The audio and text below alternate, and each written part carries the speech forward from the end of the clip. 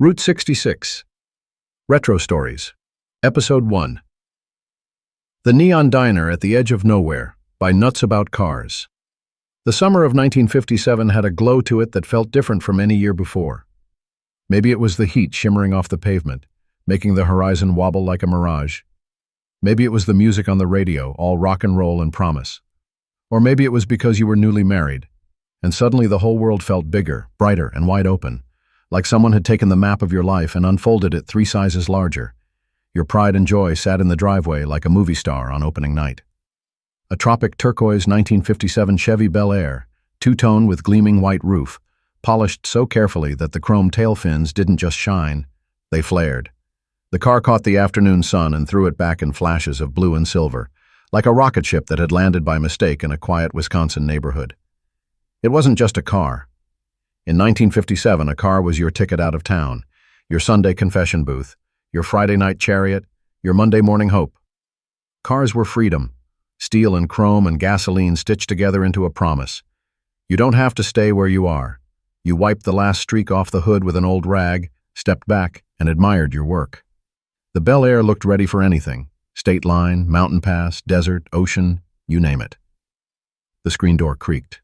Your wife stepped out onto the little porch, the one you were always talking about painting someday. She wore a soft sundress that danced around her knees when the breeze caught it. A pale ribbon held her hair back, but a few strands had escaped and framed her face in a way you knew would stay lodged in your memory forever. She looked at you, then at the car. "Ready, honey?" she asked, her voice catching just the faintest edge of excitement. You twirled the keys around your finger, feeling the familiar weight of them. "The only question is," you said, smiling, "are you?" She laughed, that easy musical laugh that somehow made everything feel less serious, even when it was. She walked down the steps, and you opened the passenger door for her, because that's just what you did. She slid into the seat, smoothed her dress, and gave the dashboard a gentle pat.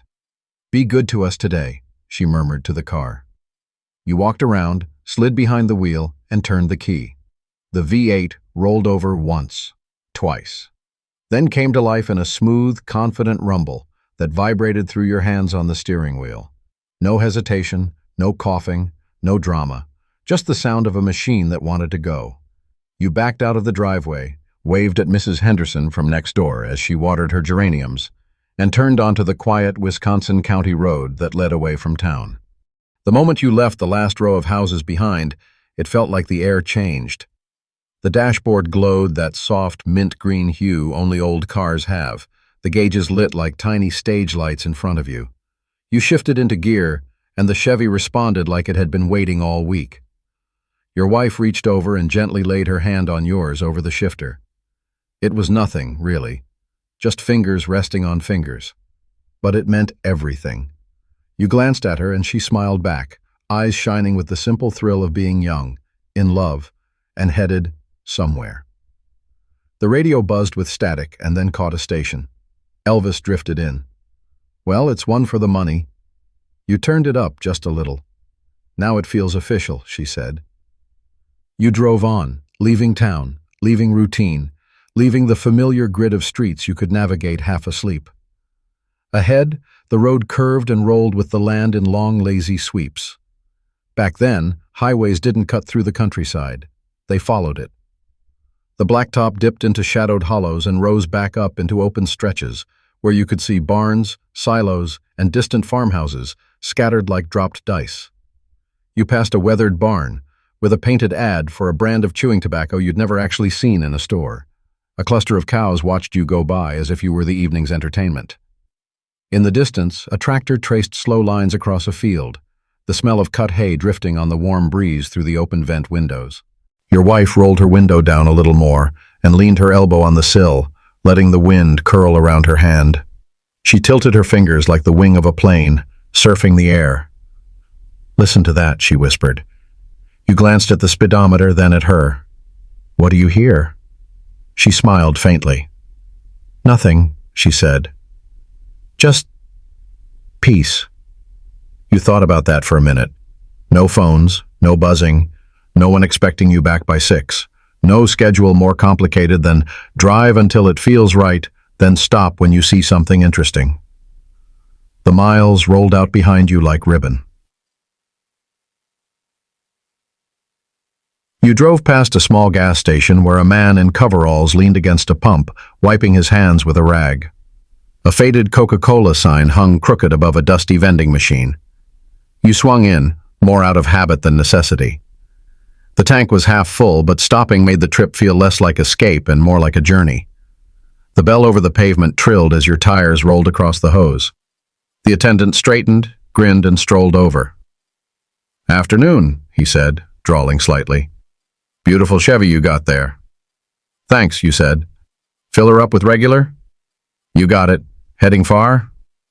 You shrugged, resting your elbow on the open window. "West, maybe Route 66. Haven't decided yet." His eyebrows climbed a notch. "Route 66, huh? Now there's a road with some stories." Your wife perked up. "You've been?" "Once," he replied, clipping the nozzle into place. "Long time ago. Before I settled down here and decided to smell gasoline all day instead of adventure." He chuckled. "But that's a young man's road. You two look like you got the right kind of eyes for it, though." "The right kind of eyes?" you asked. "Hungry," he said simply. "Looking for something you don't quite know how to name yet." He finished filling the tank, then leaned his forearms on the open window frame. "You keep heading west on this road," he added, his tone turning just a touch more serious. "You might see something funny just around sundown. Folks don't talk about it much. Diner that comes and goes." He paused. "Name's Annabelle's. Chrome, neon, the whole 9 yards. You'll know it if you see it." Your wife exchanged a glance with you. "Annabelle's," she repeated. "Never heard of it." He shrugged. "Most people don't. Some say it's been closed for years. Some say it doesn't exist at all, except when the road wants you to find it." He straightened back up, suddenly all smiles again. "That'll be 262. You paid, thanked him, and watched in the rearview mirror as the little gas station shrank away. Your wife was quiet for a bit. Then, "You think he was putting us on?" "Maybe," you said. "Or maybe he's just bored and likes telling stories." She turned to look out the window, the fields sliding by. "Annabelle's," she murmured, "has a nice sound to it." The afternoon unfolded like a reel of film. You drove through a small town with a single stoplight hanging on a wire over the intersection, a drugstore with a soda fountain, a barber pole turning lazily, a movie theater marquee advertising a double feature. Kids on bicycles chased each other down side streets. An old man in suspenders sat on a bench watching traffic like it was his job. You didn't stop. Not yet. The open ribbon of road beyond town called to you louder than the clink of soda glasses or the smell of fried chicken drifting from the diner at the corner. Back on the highway, the farmland grew more open. The sky seemed to press down closer, the blue deeper, the clouds puffed and slow-moving. A line of Burma shave signs appeared along the shoulder, one after another, offering a rhyming joke that made your wife laugh as you both read them out loud. At a little roadside park, you pulled in and parked under the shade of an oak. You shared the sandwiches she had packed that morning, simple ham and cheese wrapped in wax paper, a couple of apples, and a thermos of coffee that had gone just a bit lukewarm but still tasted like home. "Can you imagine," she said between bites, "actually making it all the way to California? The ocean? You and me. This car. No timetable." You chewed slowly, thinking about it. "I can imagine it," you said. "That's the dangerous part." She leaned back on the picnic bench, looking up at the sky through the leaves. "We don't have to go that far," she said after a moment. "Not today. But I don't want to just drive in circles and come right back where we started either." The wind shifted, bringing with it the distant, faint smell of rain, not here yet, but out there somewhere. "We'll see where the road takes us," you said. She smiled and nudged your shoulder. "That sounds like something that would be written on one of those cheesy postcards." "Maybe," you said, "but it's still true." You packed up, tossed the apple cores in a trash barrel, and returned to the car. As you turned the key, the engine fired instantly, like it had been impatient, like it knew there was more ahead. As afternoon softened into early evening, The sky changed. The blue deepened. The sun slid lower, its light turning the fields golden and the shadows long and soft. The radio found a station playing a slow, crooning ballad. Your wife hummed along, her voice barely louder than the wind. You drove on, and gradually the world grew emptier. Farmhouses became rarer. The occasional car passed going the other way. The telephone poles marched alongside the road like patient sentries. The road curved and flowed with the hills, and there were long stretches where you could see no sign of any town, now or in the future. Your wife rested her head against the seat, eyes half closed, fingers tracing invisible patterns on your arm. "I like this," she said quietly. "Just us and the road." You squeezed her hand with your free one. "Me too." The sun dipped lower, kissing the tops of the distant trees with orange light. The first hint of evening cool brushed through the open windows, lifting the hair on your arms. Then you noticed it. At first you thought it was just the afterimage of the sun. A faint glow on the horizon, too low to be the sky, too steady to be a reflection. You squinted. It was small, pinkish. Maybe a sign, maybe a billboard catching the last of the light. You drove a little farther. The glow grew brighter and gained a companion hue, turquoise. The colors flickered, not like a fire, but like electricity. Like neon. Your heart gave a curious little jump. "Do you see that?" your wife asked. "Yeah," you said quietly. The road curved, and as you came around the bend, it appeared. A diner. A perfect chrome-sided silver bullet diner sitting by itself along the road, as if it had fallen straight out of a magazine ad. Rounded corners, long windows, a row of red-topped stools visible through the glass. Neon tubing traced the roofline, glowing in vivid pink and turquoise, the exact colors of a dream where everything is just a little too bright to be real. And there, blazing proudly atop the roof in neon letters, Annabelle's Diner. Open 24 hours. You felt a chill that had nothing to do with the temperature. Your wife let out a tiny breath. "That's it," she whispered. "That has to be it." The parking lot was nearly empty. Just a few faded tire marks. No other cars. No semi-trucks. No motels clustered nearby. Just the diner. And the road. You slapped the turn signal on, gravel crunching under the tires as you pulled in and rolled to a stop near the entrance. For a moment, you just sat there, engine idling, watching the neon flicker softly. The glass gleamed. You could make out the chrome napkin dispensers, the sugar shakers, the little jukebox selectors at each booth. But you saw no movement. "Maybe they're not open after all," you said. "It says 24 hours, your wife replied. "Maybe it's just slow. You killed the engine." The sudden quiet pressed in. No more V8 rumble, no radio, just the distant hum of the neon and the soft whisper of the wind skimming over the lot. You stepped out first, gravel shifting under your shoes, then walked around and opened your wife's door. She slipped her hand into yours as you headed toward the diner door. A little bell hung above the entrance. You pulled the door open. The bell chimed. Inside, the diner was warm. Not hot, not stuffy, just pleasant, like walking into a place that had been waiting for you with the temperature set just right. The chrome counter gleamed without a single streak. The red vinyl stools looked brand new, not a single tear or crack. The checkerboard floor was spotless, as if some invisible hand had just finished mopping and polishing it. Booths lined the windows, each table set with menus, silverware wrapped in paper napkins, salt and pepper shakers, and glass sugar dispensers filled just to the same level.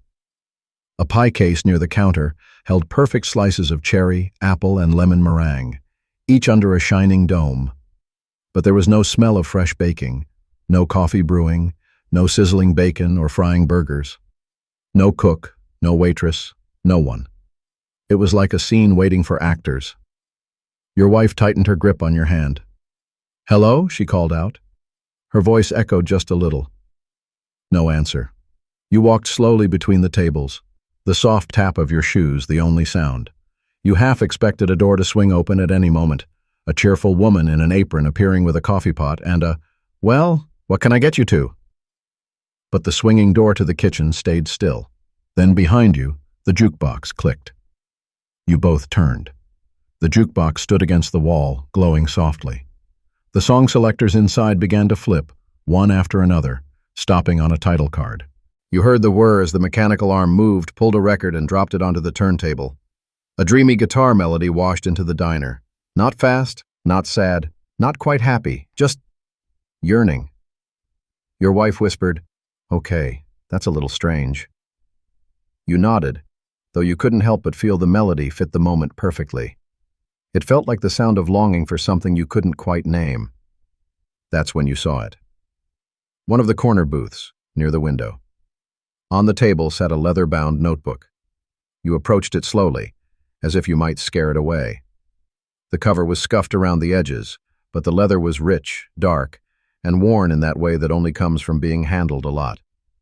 Stamped on the cover, in slightly faded gold letters, Route 66, Stories for the Road. You glanced at your wife. She nodded. Go on.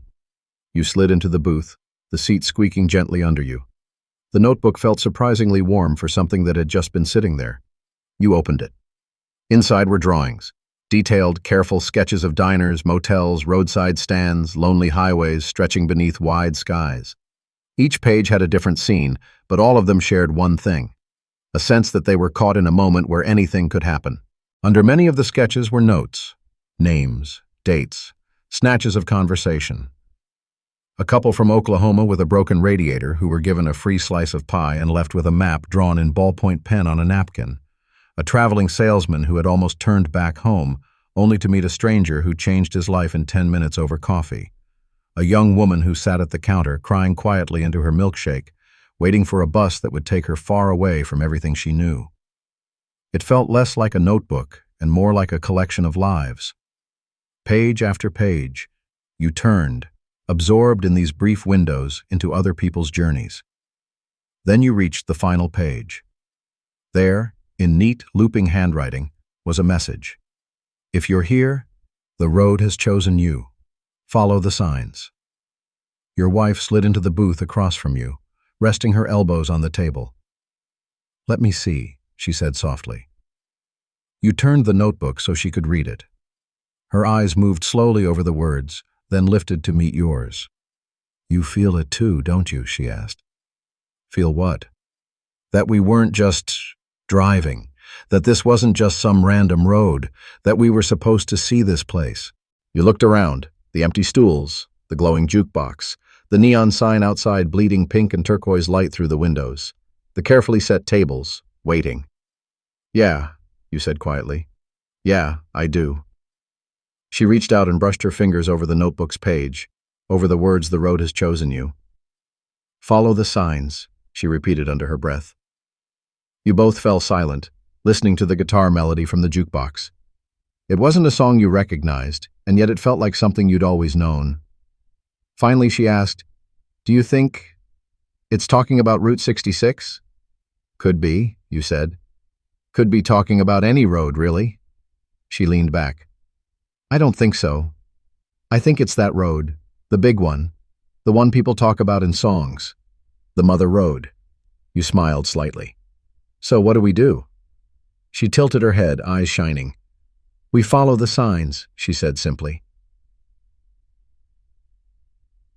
You stepped back out into the evening. The sky had deepened into a rich, velvety blue. The first stars were beginning to prick through the fading light, scattered across the sky like sugar on dark frosting. The neon from Annabelle's diner hummed and glowed, painting the gravel lot in bands of pink and turquoise. You stood there for a moment, just taking it in. The road stretched ahead of you, westward. It seemed to shimmer with its own quiet energy, not just asphalt, but intention. You glanced back at the diner. Your wife slipped her arm through yours. You know, she said softly, this place, it feels like a doorway. A doorway to what, you asked? She smiled. To everything we haven't seen yet. You helped her into the Bel Air, closed the door gently, and walked around to your side. You slid into the driver's seat, the familiar feel of the wheel under your hands grounding you even as your heart beat harder at the thought of what lay ahead. You turned the key. The engine started like a promise. As you put the car into gear and began to roll forward, you glanced in the rearview mirror. Annabelle's diner shone behind you, neon still blazing. But as you reached the edge of the lot, the light seemed to grow softer, less distinct. By the time your tires touched the blacktop again, the diner looked smaller. And as you eased back onto the road, it faded further, like something half-remembered from a dream. You wondered if, were you to turn back now, it would still be there. You didn't turn back. Your wife watched the diner over her shoulder until the last trace of light disappeared. Then she settled into her seat, eyes on the road ahead, resting her hand lightly on your arm. "Where are we going?" she asked. You looked at the stretch of highway unfurling in front of you, the sky darkening, the world feeling vast and strange and open. "West," you said, "toward stories, toward the world, maybe even Route 66 itself." She squeezed your arm and smiled. "I hope we never take a straight road again," she whispered. The radio caught a new station, faint at first, then clearer. A singer's voice drifted through the speakers talking about highways and hearts and chances. The white lines on the road began to flash beneath you like frames of film. And just like that, the Route 66 retro stories truly began. Not on a road that conquered the land, but on a road that danced with it. A road that curved with your hopes, rose with your courage, and descended into quiet valleys where your fears whispered but never stayed. A road that didn't just take you somewhere different, it turned you into someone different. And somewhere behind you or beside you, or maybe just a little ahead, a neon sign still glowed softly in pink and turquoise. Annabelle's Diner, open 24 hours. Waiting for the next travelers the road had chosen.